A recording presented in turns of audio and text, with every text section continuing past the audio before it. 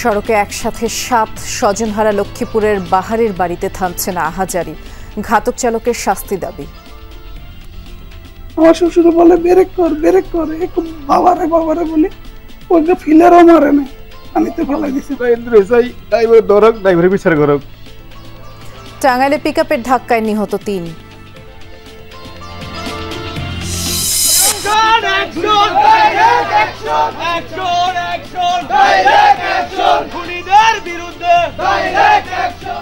গাজীপুরে স্ত্রী হত্যার অভিযোগে স্বামীর বাড়িতে ক্ষুব্ধ জনতার ভাঙচুর আগুন। 4 জনকে আসামি করে মামলা, শাশুড়ি গ্রেফতার। সে মাদক ব্যবসা করে বইলা দিছিল, কেন বইলা দিছে? এই জন্য বোর্ডারে মাইরা ফেলাইছে। আমরা চাই তাকে এখানে উৎখাত করে দেব, চিরতরে এখানে আসতে পারবে না। গণঅভ্যুত্থানে আশুলিয়ায় 6 লাশ পোড়ানো মামলায় অভিযোগ গঠনের পরবর্তী শুনানি 13 আগস্ট। সেদিনের বিভীষিকাময় ঘটনা তুলে ধরলেন প্রসিকিউশন। হত্যার পরে অথবা জীবিত অবস্থায় এই 6 জনকে যে পুড়িয়ে তাদের শরীর বিকৃত করে দেওয়া হয়েছে, এটাকে আমরা বলেছি যে এটা হলো আদার ইনহিউম্যান অ্যাক্ট। বরগুনায় খাদ্যবান্ধব গ্রামীণ অবকাঠামো সংস্কার প্রকল্পে দুর্নীতির অভিযোগ। কাজ ছাড়াই তুলে নেওয়া হয়েছে বরাদ্দ, সুফল বঞ্চিত প্রান্তিক জনগোষ্ঠী।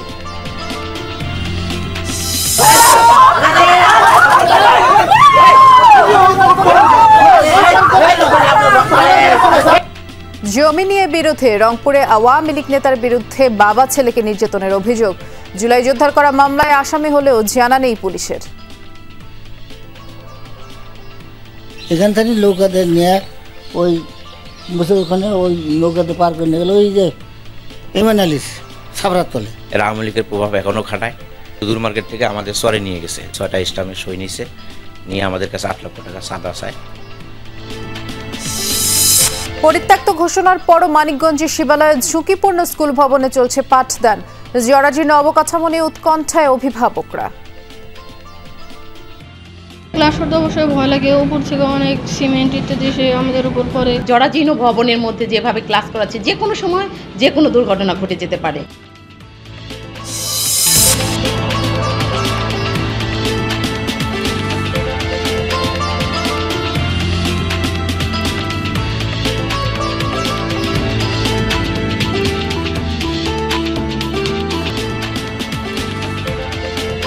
3 বছর পর ওমান থেকে ফিরেই স্বজনহারা লক্ষ্মীপুরের বাহারউদ্দিন।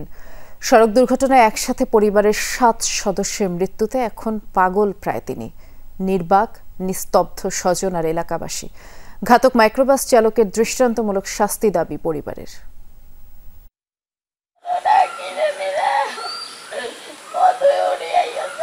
চৌপল্লী কাশারিবাড়ি কবরস্থান, পাশাপাশি উঠেছে 6 কবর। চিরনিদ্রায় শায়িত বাহারউদ্দিনের মা মুর্শিদা, স্ত্রী কবিতা বেগম ও মেয়ে মিম আক্তার, সমাহিত ভাইয়ের স্ত্রী ও 2 মেয়েও। নানি সমাহিত অন্য কবরস্থানে। আহাজারি থামছে না স্বজনদের।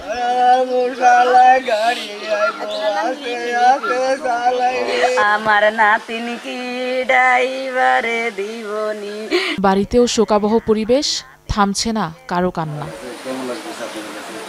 3 বছর প্রবাস জীবন কাটিয়ে দেশে ফিরেছেন লক্ষ্মীপুরের বাহার। পরিবার পরিজনকে নিয়েছিল কতই না স্বপ্ন। পথে একটি দুর্ঘটনায় সব শেষ, হয়েছেন আপনজন হারা।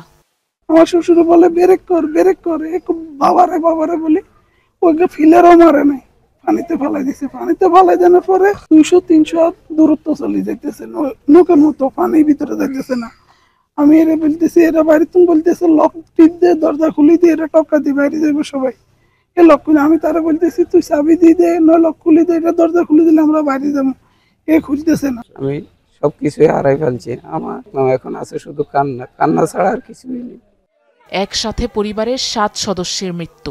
বেঁচে ফেরাদের একদিকে উদ্বেগ, আতঙ্ক, অন্যদিকে স্বজন হারানোর ব্যথা, যন্ত্রণা। চান ঘাতক চালকের শাস্তি। যেখানে সবসময় আসলে ঘরে আওয়াজ, কথাবার্তা আসলে একটু পান খান ভাই বসেন, কি একটা ইয়ে ছিল, আজকে সেখানে কান্না, অশ্রু, বিজান, নয়ন আর কিছুই নেই। ড্রাইভার ধরক, ড্রাইভারের বিচার করক, অন্য কিছু না। আমার বোনের একজন কবরতে না উঠায়, এটা অনুরোধ। আমার বোন বাঘনি দুর্ঘটনার পর থেকে পলাতক মাইক্রোবাস চালক রাজু, তাকে ধরতে অভিযান অব্যাহত রেখেছে পুলিশ।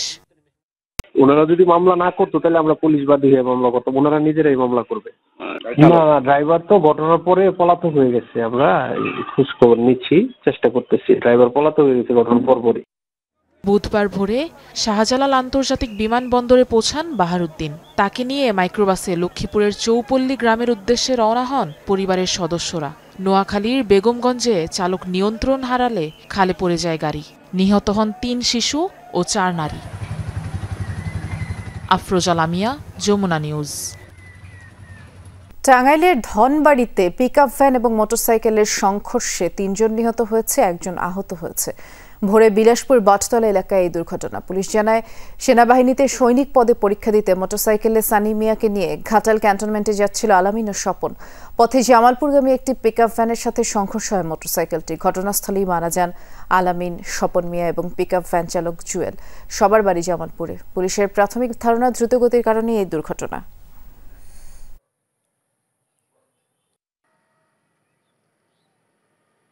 আমার বাতিজা শোভন এবং শুভ, তাদের বাড়ি মেলান্দহ, জেলা জামালপুর। তারা রাস্তায় রোড অ্যাক্সিডেন্ট হয়ে 2 জন মারা যায়। সেনাবাহিনী মারছিল, সেখানে আসার পথে পিকআপের সাথে সংঘর্ষ স্পট ডেটে তারা 2 জন মারা গেছে। মুন্সিগঞ্জের গজারিয়ায় বসতবাড়ির সীমানা প্রাচীরে বেপরোয়া ট্রেইলারের ধাক্কায় এক শিশু নিহত হয়েছে, আহত হয়েছে 1 জন। এ সময় ক্ষুব্ধ জনতা গাড়িটি ভাঙচুর করেছে। সকালে উপজেলার হোসেন্দি ইউনিয়নের পূর্বপাড়া নতুন ব্রিজ এলাকায় এই ঘটনা ঘটে। প্রত্যক্ষদর্শীরা জানান, মালবাহী ট্রেইলারটির গতি ছিল বেপরোয়া এবং সেটি একটি বাড়ির সীমানা প্রাচীরে সজোরে ধাক্কা দেয়। এ সময় প্রাচীর ভেঙে চাপা পড়ে স্কুল ফেরত 2 শিশু। গুরুতর আহত 2 শিশুকে ঢাকা মেডিকেলে ভর্তি করানোর পর বিকেলে শারাফত নামের এক শিশু মারা যায়, আর অন্যজনের অবস্থাও আশঙ্কাজনক। এই ঘটনার পরে উত্তেজিত জনতা সড়ক অবরোধ করে, আর চালককে মারধরের পাশাপাশি ভাঙচুর করা হয় একই প্রতিষ্ঠানের 2টি গাড়ি।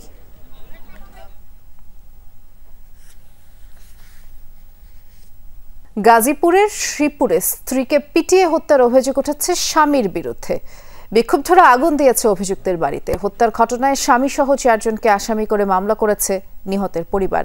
এর মধ্যে নিহতের শাশুড়িকে গ্রেফতার করেছে পুলিশ, আর বাকিদের ধরতেও অভিযান চলছে।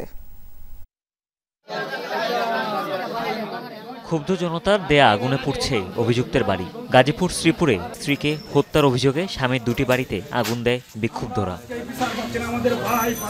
স্থানীয়রা জানায়, নুরুল ইসলাম একজন মাদকাসক্ত এবং মাদক ব্যবসায়ী। আগেও একাধিকবার বিয়ে হয়েছিল তার। অবশেষে প্রায় 1.5 বছর আগে ময়মনসিংহের সুইটি আক্তারের সাথে সংসার শুরু করেন। বিয়ের পর থেকেই ঝগড়া বিবাদ লেগে থাকতো স্বামী স্ত্রীর মধ্যে। 4 দিন আগে সুইটি পুলিশের কাছে গেলে বেড়ে যায় নির্যাতনের মাত্রা। দফায় দফায় মারধরের এক পর্যায়ে বুধবার রাতে সুইটির শারীরিক অবস্থার ভয়াবহ অবনতি হলে তাকে নেওয়া হয় হাসপাতালে। কিন্তু সুইটিকে মৃত ঘোষণা করলে মরদেহ বাড়িতে এনে ঘরে তালা লাগিয়ে পালিয়ে যায় নুরুল। হ্যাঁ, ও ভাবে মারছে, মানে বিভিন্ন ধরনের মারধর করছে, যা ভাষা বলা যায় না। নুরুল ইসলাম অনেক খারাপ। আমার বোনেরে 2 বছর আগে ছাইরা দিছে, মারধর করে অত্যাচার করে। তার মা মারছে, তার বাবা মারছে। 1 বছরের মাথায় বিয়ে করছে। বিয়ে করে পরে এই পরে রাত্রে বলে অত্যাচার করে মারধর করে মারা ফেলাইছে। বিষয়টি জানাজানি হয়ে গেলে ক্ষুব্ধ হয় স্থানীয়রা। জড়িতের বিচার নিশ্চিতের দাবি তাদের। আমরা চাই তাকে এখানে উৎখাত করে দেবে, চিরতরে এখানে আসতে পারবে, শাস্তি চাই। অনেকবার কিন্তু প্রশাসনে দেওয়া হয়েছে এই মাদক সিন্ডিকেট ব্যবসা করার কারণে, কিন্তু পরবর্তীতে সে জামিনে বের হয়ে আসে এবং আবার পুনরায় এই অপরাধগুলো সে কন্টিনিউ করতে থাকে। নিহতের স্বজনরা 4 জনকে আসামি করে হত্যা মামলা করেছে। নুরুলের মাকে এরই মধ্যে গ্রেফতার করা হয়েছে। সুরতাল সম্পন্ন করা কালে লাশের বিভিন্ন স্থানে তার শারীরিক আঘাতের চিহ্ন পাওয়া গেছে। ডাক্তার তাকে মৃত্যু ঘোষণা করলে সে বাড়িতে নিয়ে আসে। আনার পর সেই লাশ সে ঘরে তালাবদ্ধ করে রেখে পালিয়ে যায়। এই পালিয়ে যাওয়ার সময় তার এই ঘরের যে চাবিটি, এই চাবিটি তার মায়ের কাছে রাখে, জুবেদা খাতুনের কাছে। পুলিশ জানায়, মাদকসহ অন্তত 4টি মামলার আসামি নুরুল। এই দম্পতির একটি মেয়ে সন্তান রয়েছে। হুমায়ুন রশিদ, যমুনা নিউজ। গাজীপুর সদর থানার সামনে প্রকাশ্যেই এক সাংবাদিককে পিটিয়ে আহত করেছে দুর্বৃত্তরা। এই ঘটনায় কাউকে আটক করা হয়নি। গতকাল বিকেলে সদর থানার সামনে এই ঘটনা ঘটে। প্রত্যক্ষদর্শীরা জানান, হামলাকারীরা টেনে হিঁচড়ে নিয়ে যায় আনোয়ার হোসেনকে, আর তারপর মারধরের পাশাপাশি ইট দিয়ে তার পা থেতলে দেওয়া হয়। সে সময় আইনশৃঙ্খলা বাহিনীর উপস্থিত থাকলেও কেউ আর এগিয়ে আসেনি বলে অভিযোগ প্রত্যক্ষদর্শীদের। পরে ভুক্তভোগীকে উদ্ধার করে স্থানীয় হাসপাতালে নেওয়া হয়। দৈনিক বাংলাদেশের আলো পত্রিকার স্থানীয় সংবাদকর্মী আনোয়ার চাঁদাবাজি নিয়ে সংবাদের জেরে এই হামলা হয়েছে বলে তিনি অভিযোগ করেছেন। আমারে সন্ত্রাসীরা হামলা করছে, আমি ন্যায় বিচার চাই। আমি সন্ত্রাসী চাঁদাবাজের বিরুদ্ধে নিউজ করার কারণে সন্ত্রাসীরা আমারে হামলা করছে, আমি ন্যায় বিচার চাই। পঞ্চগড়ে ছাত্রদল কর্মী ও এইচএসসি পরীক্ষার্থী জয় হত্যার বিচারের দাবিতে মহাসড়ক অবরোধ করে বিক্ষোভ হয়েছে। সকালে ঢাকা পঞ্চগড় মহাসড়কে ঘণ্টা খানেকের মতো বিক্ষোভ করে বিপি সরকারি উচ্চ বিদ্যালয়ের সাবেক ও বর্তমান শিক্ষার্থীরা। হত্যাকাণ্ডে জড়িতদের ধরতে 48 ঘণ্টার আলটিমেটাম দেন বিক্ষোভকারীরা। গতরাতে নতুন বস্তি এলাকার ছাত্রদল কর্মী জয়ের উপরে হামলা চালায় দুর্বৃত্তরা। ছুরিকাঘাতে গুরুতর জখম হন তিনি। হাসপাতালে নেয়ার পথে তার মৃত্যু হয়। পুলিশ জানিয়েছে পূর্বশত্রুতার জেরেই এই হত্যাকাণ্ড আর অভিযুক্ত একজনকে আটক করা হয়েছে। এই হত্যাকাণ্ডের সাথে যারা জড়িত তাদেরকে দ্রুত গ্রেপ্তার করে আইনের আওতায় আনার জন্য আমরা আমাদের সর্বোচ্চ চেষ্টা চালিয়ে যাচ্ছি। আপনারা জানেন অলরেডি একজনকে আমরা গ্রেপ্তার করেছি। বিজয়নগরের আসন পুনর্বিন্যাসের প্রতিবাদে ব্রাহ্মণবাড়িয়ার মহাসড়ক অবরোধ করে বিক্ষোভ হয়েছে। সর্বদলীয় আন্দোলন বাস্তবায়ন কমিটির ডাকে সকাল থেকে ঢাকা সিলেট মহাসড়কে অবস্থান নেন উপজেলার সর্বস্তরের মানুষ। তারা মহাসড়ক অবরোধ করেন আর এতে মহাসড়কের দুপাশে কয়েক কিলোমিটার দীর্ঘ যানজটের সৃষ্টি হয়। যাত্রী আর চালকরা ভোগান্তিতে পড়েন। আন্দোলনকারীরা দাবি করেন বিজয়নগরকে দ্বিখণ্ডিত করে উন্নয়ন ব্যাহত করার ষড়যন্ত্র চলছে। জুলাই গণ অভ্যুত্থানে আশুলিয়ায় 6 আন্দোলনকারীকে পোড়ানো সহ 7 জনকে হত্যার ঘটনায় হওয়া মানবতা বিরোধী অপরাধের মামলায় আনুষ্ঠানিক অভিযোগ গঠনের বিষয়ে পরবর্তী শুনানি 13 আগস্ট। বৃহস্পতিবার প্রসিকিউশনের শুনানি শেষে আসামি পক্ষের শুনানির জন্য 1 সপ্তাহ সময় দিয়ে এই দিন ধার্য করেন আন্তর্জাতিক অপরাধ ট্রাইব্যুনাল 2। অভিযোগ গঠনের শুনানিতে প্রসিকিউশন জানায় 4 আগস্ট একজন, 5 আগস্ট আশুলিয়া থানার সামনে 6 জনকে গুলি করে হত্যা করা হয়। এরপরে লাশ পুড়িয়ে দেওয়া হয়। তবে পোড়ানোর সময়ও একজন জীবিত ছিল বলে উল্লেখ করে প্রসিকিউশন। এ মামলায় মোট 16 জন আসামি, যার মধ্যে গ্রেফতার 8 আসামিকে আজ ট্রাইব্যুনালে হাজির করা হয়।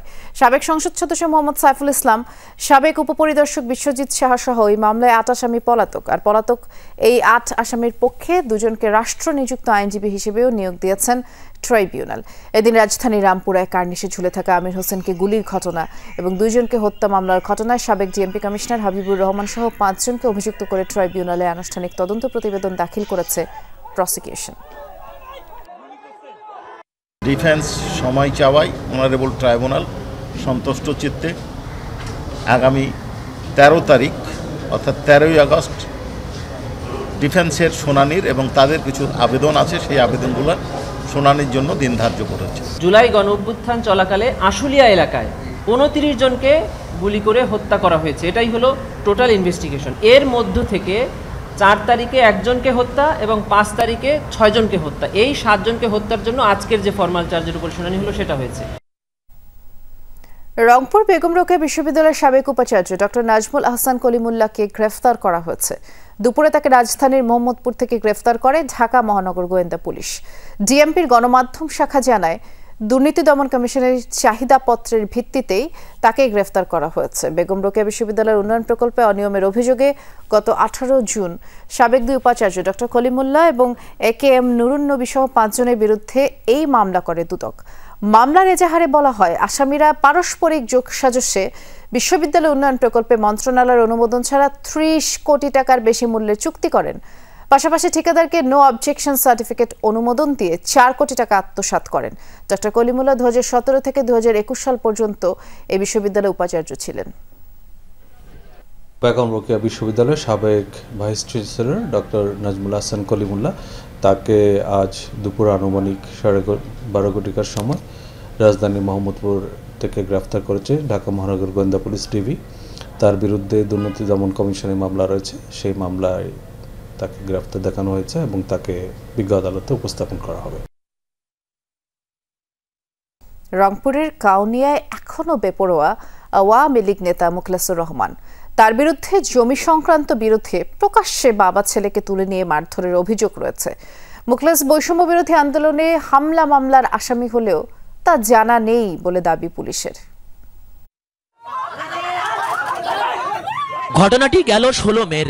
কাউনিয়ায় প্রকাশ্যে বাবা ও ছেলেকে তুলে নেওয়ার অভিযোগ ওঠে আওয়ামী লীগ নেতা মুখলেসুর ও তার লোকজনের বিরুদ্ধে। অন্তত 20 হাত এলাকা টেনে হিসড়ে তারপর তোলা হয় মোটর সাইকেলে।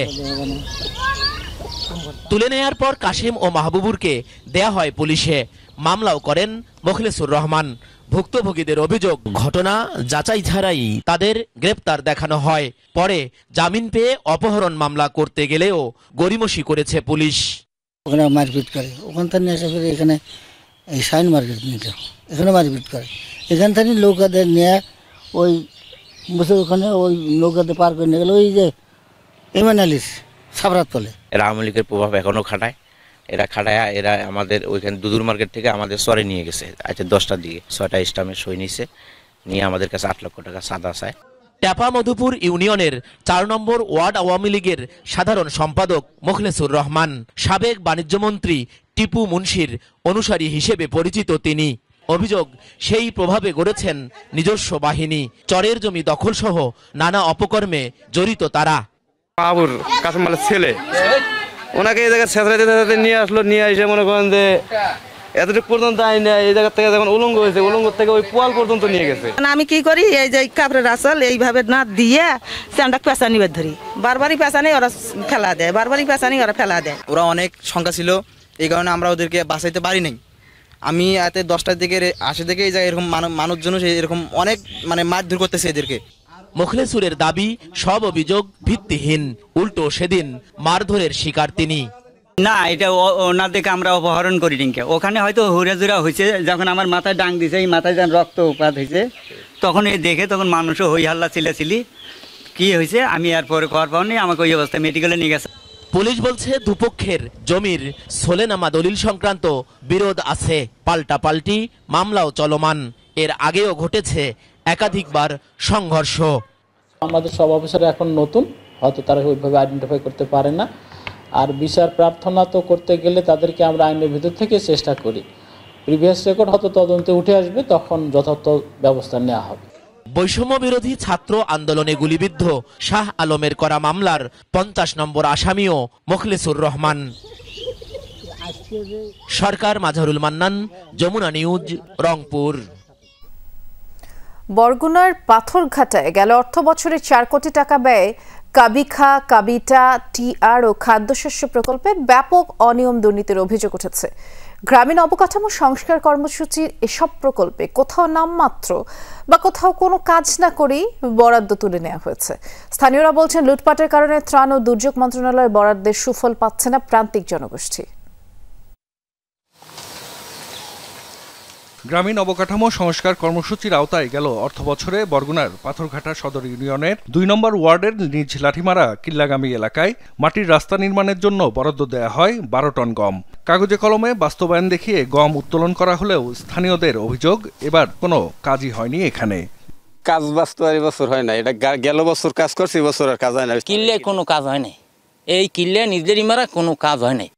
একই ওয়ার্ডের নিজ লাঠিমারা পহলান বাড়ি থেকে হায়দারের বাড়ি পর্যন্ত মাটির রাস্তা রক্ষণাবেক্ষণের জন্য বরাদ্দ দেয়া হয় 2,15,000 টাকা। এলাকাবাসীর অভিযোগ, এই রাস্তায় একদিন নামমাত্র কাজ করেছেন 4-5 জন শ্রমিক। এই রাস্তাটা একদিন কাম হারছিলে, ওখান দিয়ে মাটি কেটে নিয়ে হিন্দি কথা নিয়ে বানছিলে, এই তো বুঝতে। পাথরঘাটা সদর ইউনিয়নের বেশিরভাগ প্রকল্পের সভাপতি ছিলেন বর্তমান প্যানেল চেয়ারম্যান সগির আলম। সভাপতি করার ক্ষেত্রে নীতিমালা লঙ্ঘন করা হয়েছে বলে অভিযোগ উঠেছে, তবে অনিয়ম দুর্নীতির সব অভিযোগ অস্বীকার করেছেন তিনি। আমার কিছু ওয়ার্ডে হইল মেম্বার নাই, অনুপস্থিত, সেখানে পাবলিক সিপিসি হইতে পারবে না, উন্নয়নের স্বার্থে সেখানে সিপিসি হওয়া দরকার। গেল অর্থ বছরে পাথরঘাটার 7 ইউনিয়নে গ্রামীণ অবকাঠামো সংস্কারে কাবিখা, কাবিটা, টিআর ও খাদ্যশস্য প্রকল্পের মাধ্যমে 3 ধাপে 178টি প্রকল্পে বরাদ্দ দেয়া হয়। স্থানীয়দের অভিযোগ, এসব প্রকল্পে ব্যাপক অনিয়ম হয়েছে। বিভিন্ন সরকারি দপ্তরে লিখিত অভিযোগ দিয়েও মেলেনি প্রতিকার।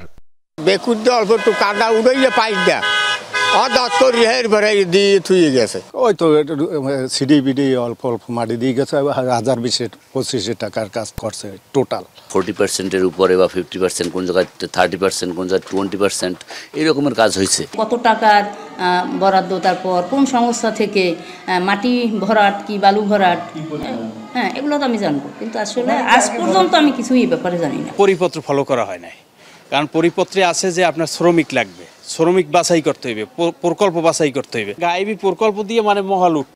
তবে অনিয়ম দুর্নীতির অভিযোগ অস্বীকার করেছেন ইউনো ও উপজেলা প্রকল্প বাস্তবায়ন কর্মকর্তা। আমরা কাজ দেখছি তারপরে বিল নিয়েছে, যদি আপনারা এরকম পান কোন জায়গায় আপনারা পাইছেন, আমাদের কাজ হয় নাই, সেইটার আমাদের উদান।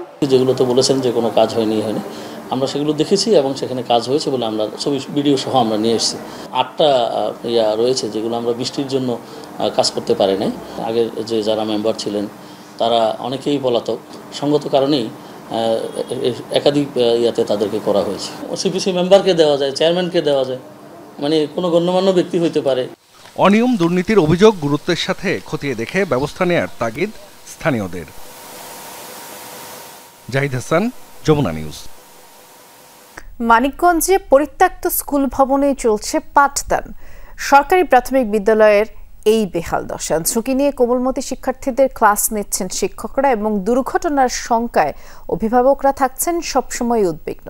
স্কুল কর্তৃপক্ষের দাবি, বিকল্প ভবন না থাকায় তারা বাধ্য হয়েই সেখানে ক্লাস নিচ্ছে। শিবালয় কেন্দ্রীয় আদর্শ সরকারি প্রাথমিক বিদ্যালয় 1994 সালে মানিকগঞ্জে নির্মিত হয় একতলা স্কুল ভবনটি।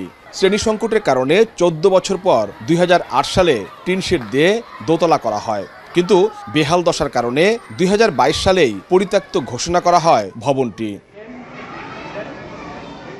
জরাজীর্ণ ভবনের 5টি শ্রেণীকক্ষ, তবে বিকল্প ব্যবস্থা না থাকায় ঝুঁকি নিয়েই পাঠদান চলছে। হ্যাঁ, আমাদের এই যে ক্লাস করতে অবশ্যই ভয় লাগে, উপর থেকে অনেক সিমেন্ট ইত্যাদি এসে আমাদের উপর পড়ে। যখন বৃষ্টি আসে তখন আমরা জানালাগুলো আটকাতে পারি না, পুরো বেঞ্চ ভিজে যায়। এইরকম একটা জরাজীর্ণ ভবনের মধ্যে যেভাবে ক্লাস করাচ্ছে, যে কোনো সময় যে কোনো দুর্ঘটনা ঘটে যেতে পারে। অভিভাবকরাও প্রতি মুহূর্তে থাকেন আতঙ্কে, যে কোনো সময় ঘটতে পারে দুর্ঘটনা, এমন শঙ্কা নিয়েই সন্তানদের পাঠান স্কুলে। বাচ্চা যখন সকাল থেকে আমাদের সারাদিনই উদ্বিগ্ন থাকে যে কখন আমার বাচ্চা ঘরে ফিরবে। বাচ্চারা স্কুল আসতে চায় না, কান্না করে স্কুল আসতে চায় না, ভয়ে থাকে ওরা। বিদ্যালয় কর্তৃপক্ষের দাবি, বিষয়টি উপজেলা শিক্ষা অফিস এবং প্রাথমিক শিক্ষা অধিদপ্তরকে একাধিকবার জানানো হয়েছে, তবে মিলছে না স্থায়ী সমাধান। কবে নাগাদ নতুন ভবনের কাজ শুরু হবে তা এখনো অনিশ্চিত। ওটা বাদ দিলে আমার 2 শিফটে ক্লাস করানো সম্ভব না। আমার মাত্র 4টি শ্রেণীকক্ষ ভালো আছে, যে কোনো সময় ভবনটা ভেঙে পড়লে তো শুধু ছাত্রদের উপরে পড়বে না, শিক্ষকদের উপরেও তো পড়বে। আমরা তো এই আতঙ্কের মধ্যে সবসময় থাকি। আমাদের PDP-4 একটা প্রকল্প রানিং আছে, এটা আমাদের শেষ ছিল এই জুন মাসে, পরে এক্সটেনশন হয়েছে। এক্সটেনশন হওয়ার কারণে নতুন ভবন আবার তালিকা চেয়েছে, ওই তালিকায় আমরা মডেল স্কুলে দিয়েছি। সমস্যা সমাধানে জরুরি ভিত্তিতে ব্যবস্থা নেওয়ার দাবি স্থানীয়দের। ছাদ থেকে খসে পড়ছে পলেস্তরা, দেয়ালে দেখা দিয়েছে ফাটল, তবুও এখানে চলছে ক্লাস। পরিত্যক্ত ঘোষণা করার পরও নতুন ভবন না পাওয়ায় চরম ঝুঁকি নিয়েই চলছে পাঠদান। এখন প্রশ্ন উঠেছে, কোমলমতি শিশুদের নিরাপত্তার দায়িত্ব কে নেবে? BM Khorshed, Jamuna news, Manikganj. সুনামগঞ্জে সড়ক দুর্ঘটনায় 2 শিক্ষার্থী সহ 3 জন নিহতের প্রতিবাদে মহাসড়কে বিক্ষোভ করা হয়েছে। সকালে সিলেট সুনামগঞ্জ মহাসড়কের শান্তিগঞ্জে অবস্থান নেয় সুনামগঞ্জ বিজ্ঞান ও প্রযুক্তি বিশ্ববিদ্যালয় আর টেক্সটাইল ইনস্টিটিউটের শিক্ষার্থীরা। আধ ঘন্টার জন্য তারা মহাসড়ক অবরোধ করেন। বুধবার জন্মদিন উদযাপন ও বিশ্ববিদ্যালয়ে ভর্তি শেষে বাড়ি ফেরার পথে সড়ক দুর্ঘটনায় প্রাণ যায় 2 শিক্ষার্থী সহ 3 জনের। অথচ এখনও ঘাতক বাস চালককে আটক না করায় আন্দোলনকারীরা ক্ষোভ জানান। পরে পৌর শহরে আলফাত স্কয়ারেও নিরাপদ সড়কের দাবিতে মানববন্ধন করা হয়।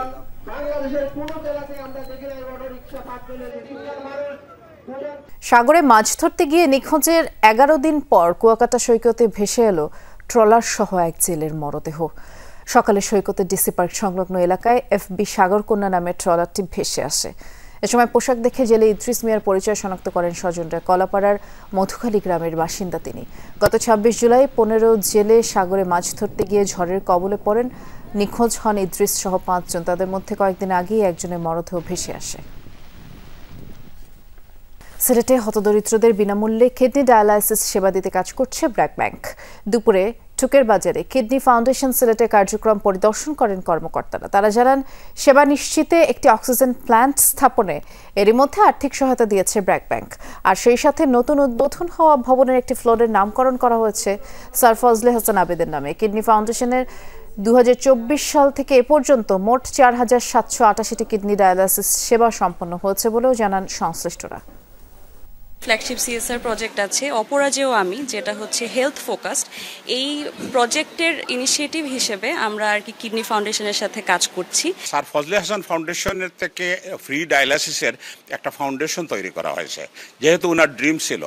এইখান থেকে তারা 5000 সেশন, মানে একটা সেশন হইল গিয়ে প্রায় 1600 টাকা, এবং 5000 সেশন আমাদেরকে দিলেন ফ্রি দেওয়ার জন্য।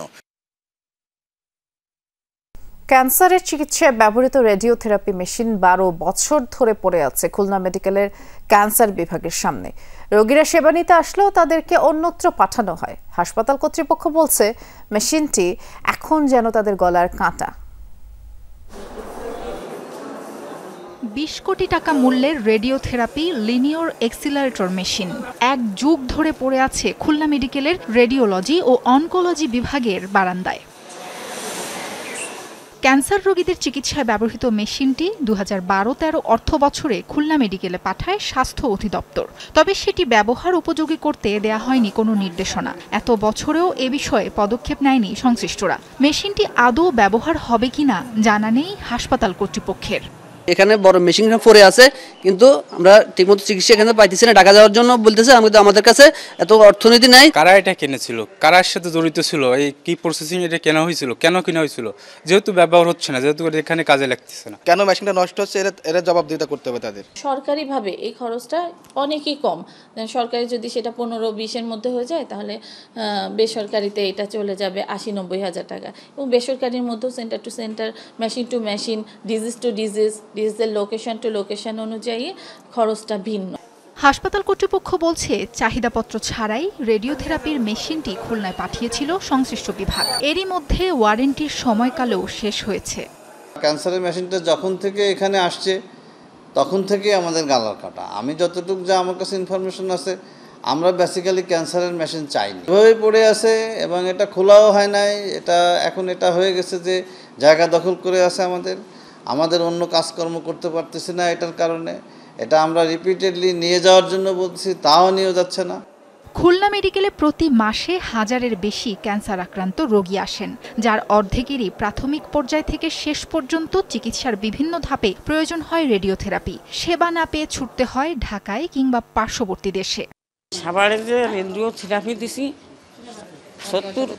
70-80 হাজার টাকা খরচ গেছে মোট মহলে। মাছ চিকিৎসা করানোর জন্য জমি বিক্রি করেছি, কিছু গয়নাগাটি ছিল তা বিক্রি করেছি, ধার দিনা হয়েছি, সব কিছু করে শেষ পর্যন্ত আমরা নিঃস্ব হয়ে গেছি। বলতেছে যে আপনার 1,32,000 টাকা লাগবে আপনার কেমন ওই থেরাপিতে। আমার আম্মা 2 মাস আগে থেরাপি দেওয়ার কথা বলছে, কিন্তু আমাদের আর্থিক অবস্থার জন্য আমরা ঢাকায় যাইতে পারি নাই।